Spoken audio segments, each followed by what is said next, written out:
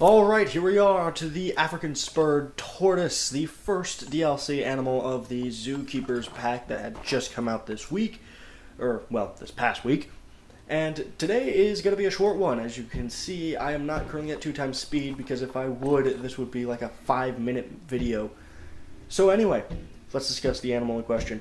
Also known as the sulcata tortoise, it is the third largest tortoise in the world, the largest mainland tortoise, since how the other two being the Aldabra and the Galapagos are obviously both from islands. This is the largest tortoise you can find on the continents. Now, the scientific name, Centrochelys sulcata, or the center helix furrow, center helix being the description of how the shell actually is formed, and, of course, furrow, the term for a spur. Now, the African spurred tortoise is the last remaining of the Centrochelys, and we will be getting into that in a little bit later once we get to the history section of the animal. Now, it can be found in what is known as the Sahel region, which is the border area south of the Sahara Desert. Some of the nations include Gambia, Mauritania, Mali, Burkina Faso, Nigeria, Chad, Sudan, South Sudan, Eritrea. Now, they get their common name from the spurs on the back of their heels, if you were to take a look. There are these little spikes on the back, just like the spurs of a cowboy boot. However, we aren't quite sure exactly why it is that way. We don't know what purpose it serves. Perhaps it is just something that has to do with evolutionary defense mechanisms. It's hard to say. However, with their very territorial demeanor, it could possibly be the fact that they used to use it in some way to combat being aggressed from behind. See, two African spurred tortoises, if they were to come into close proximity to one another, especially two males, would lead to territorial grunting, hissing, and at times even ramming with their shells and biting. Some have been left bloody and battered from these. Now, the animals themselves are sexually dimorphic, which means males are different from females, but truly the only big difference is size. Females are significantly smaller, weighing anywhere from 78 to 110 pounds, while the males can weigh as high as 220 and, in the highest record, 264 pounds. Now, much like with many other tortoise species, there isn't quite a lot to talk about when it comes to behavior and the way that they sort of interact with the world. They're tortoises, they just kind of exist. However, one notable characteristic is the fact that they, to escape both the heat and the cold of the night, will actually dig burrows that can go as low as 10 feet underground. And if that doesn't work, to deal with the heat, they'll give themselves a good old right on their legs to stay cool. Does that meme still relevant? I have no idea. Moving on. Now, unfortunately, when it comes to historical and fossil evidence, there isn't a lot that we know about the creature's time in prehistory. We do know that there were several other cousin species of the animal that lived all throughout the islands that sort of border Africa and Europe. Some fossils of different species have come all the way from Cape Verde to the Canary Islands to even Malta in the Mediterranean. Again, we don't really know exactly if they came from Africa or came to Africa from perhaps Europe, but we do know that the other species had gone extinct long before recorded history. So, since we don't have too much information about that part of their history, we can talk about their conservation history. Now, they are an endangered species, and unfortunately, this is quite prevalent and is something that is most likely going to get worse for reasons I will get to in a moment. But before we do, let's discuss the exhibit. Now, as you can see, as per usual, I'm making a very nice stone outline with a little bit of decoration, and of course adding the soil path to make it look more lived in. However, since how this animal is going to have a lot of sand and soil, I kind of waste my time with that. But you never know what you're going to waste until you start getting into it.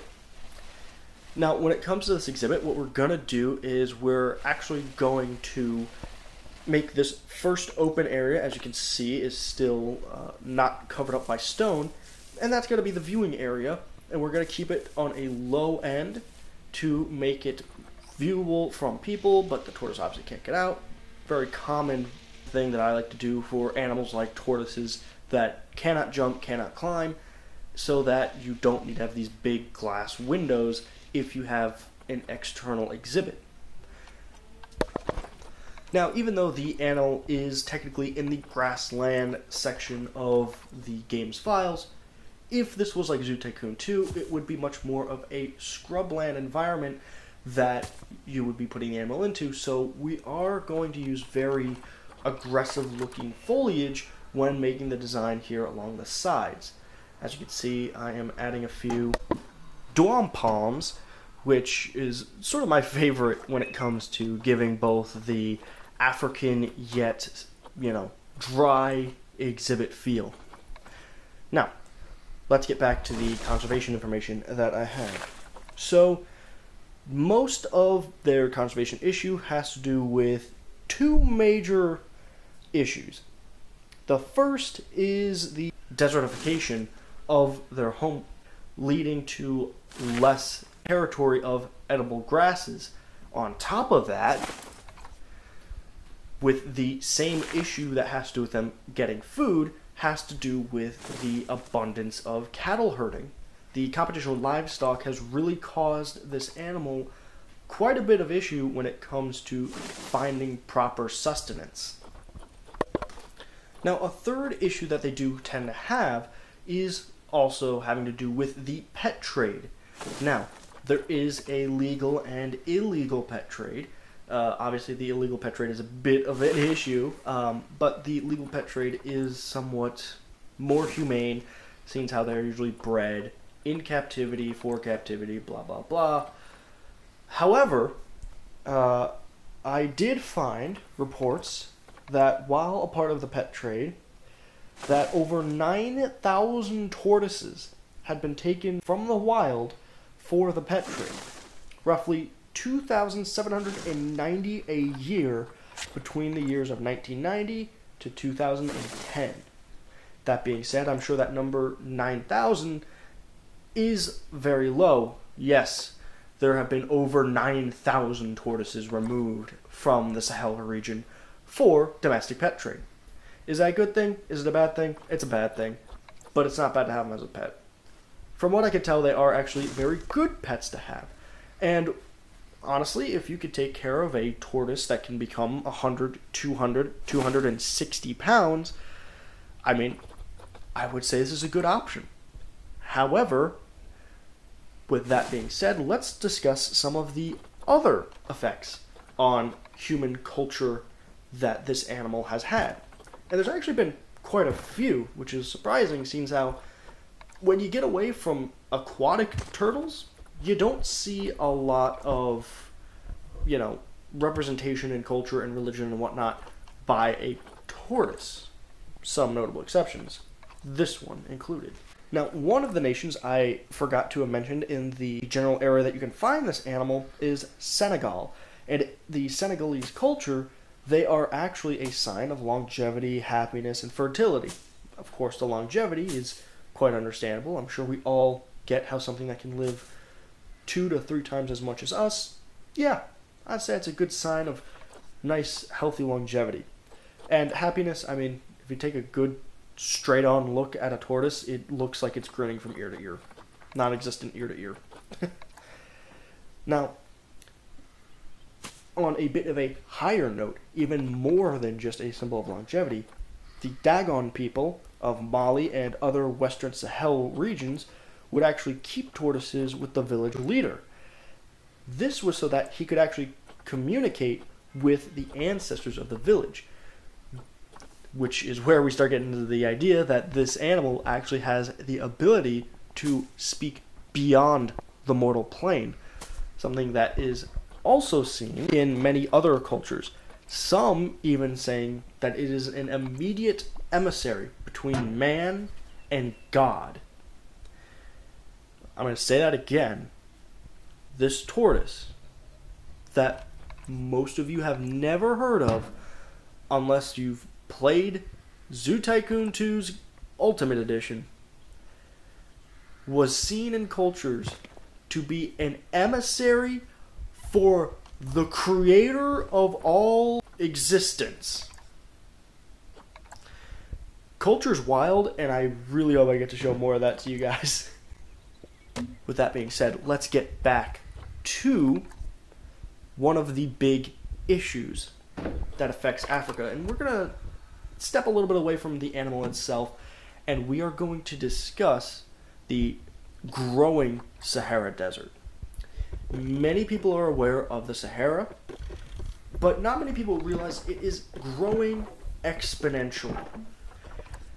The desertification of northern Africa is slowly sleeping down through the Sahel, meaning the savanna and scrubland are slowly just turning into a mass desert. You know, pretty much the stereotype you would think of when you think of somewhere like, you know, Morocco or Algeria.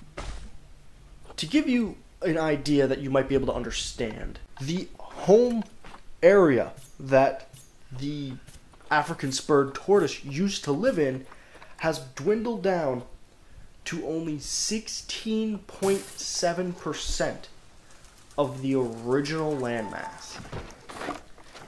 That, to give you a visual representation, to give you an idea, imagine the continental United States, you know, from California to New York. Imagine if all that habitable land was condensed down to only the states of Texas, Oklahoma, Kansas, and Nebraska. That's how much land they have left. And it gets worse every year. Now, that is due to climate change, and unfortunately, in this aspect, there's not much we can really do about it. Many people will give many different ways to stop climate change, but if I can be a little bit political here, there's nothing we can do to stop climate change. We can slow it down, but we can't stop it. The planet will continue to get warmer so long as it, well, exists. But I'm going to get off that soapbox before I get too many people pissed off. So with all that said and done, let's take a look at our nice little tortoise. Anyway, I hope you enjoyed the video. It was a nice short one for you. And until next time when we get back on track to the original outline, we are going to be talking about the common ostrich. Hooray, hooray. Going down the common boulevard for the next, probably, well, definitely rounding out this month and probably halfway through November. So, again, until next time. Oh, and one last little bit of information. Figured I'd start spreading the news now. I do plan on doing a live stream New Year's Eve and a New Year's Day. It's going to be 12 hours long, so hopefully the majority of the world can actually celebrate the new year with me, if you are so well inclined. It is also going to be a charity for my local zoo.